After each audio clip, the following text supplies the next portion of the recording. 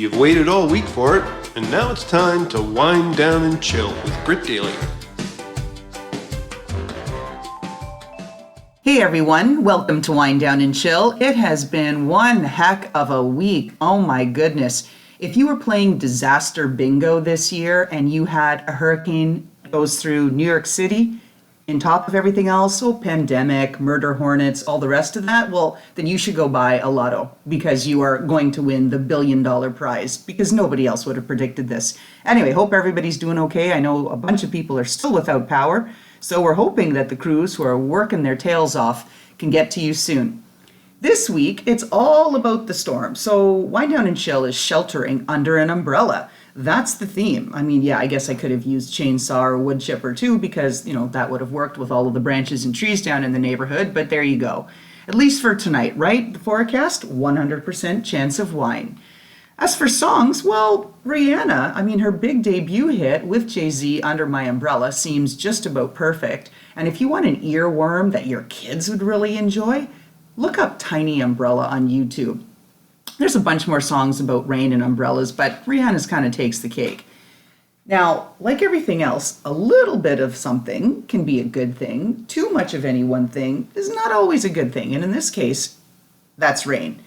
If a vineyard has enough rain, obviously, the plants grow, they're nurtured, they need to be moistened and hydrated so that they can get all of the foliage, build that beautiful canopy, and then the grapes can grow from there.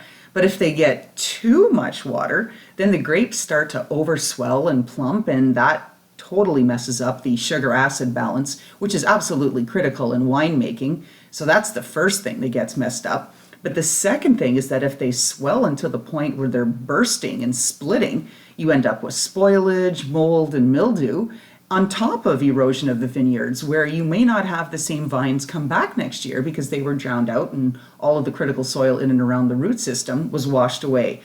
That's not a good thing. We don't want that. Now, as far as wines this week, something completely different. Not my usual take. I'm not a Moscato sweet kind of gal, but there you go. Total Wine has this new line called Tiny Umbrellas, a bunch of flavorful, very sweet in general wines, priced at like $6 each, where you can't go wrong. And their most popular, based on the user reviews, is their Moscato. It's got wonderful notes of guava and melons. Now, I can't take it straight up like that. Way too sweet, not for my taste at all. But if you're doing day drinking and having a friend or two over, of course, socially distant and all that sort of good stuff, put it over some ice, make up a batch of sangrias, add some nice melon or citrus flavor soda water, like bubbly with it, and some ice, because you don't want to add ginger ale, then you're just adding like sweet on top of sweet, so don't do it.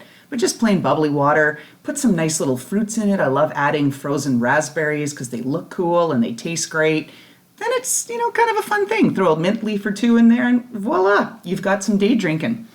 As far as dinner options, well, upside down nachos just seem to be the perfect pick if everything's umbrella. It's what's under the umbrella. It's kind of like a 7-layer nachos dip, but you just sort of reverse everything. So you layer the grated the salsa first, and then the grated cheese, sliced black olives, scallions, refried beans, and then frozen corn. Spice it all up with chipotle and cook it in the oven for about 30 minutes. The corn gets all nicely roasty toasty, and then everything else inside becomes warm and gooey. Then layer with tortilla chips and sour cream. Now, as far as shows, everybody, it seems, is hooked on the Umbrella Academy right now, which has been streaming #1 on Netflix for the last few weeks. It's that whole sci-fi adventure kind of combination where these kids with superpowers grow up in this totally dysfunctional family. And, well, you can imagine that there's some interesting scenarios that follow. So watch closely. There's apparently 43 sparrows hidden in season 2. And those are little Easter eggs to kind of cue up what's going to happen in season 3. So that's it. Hopefully you have a fabulous week, and we've got our series of Women and Wine coming up over the next few weeks. So stay tuned.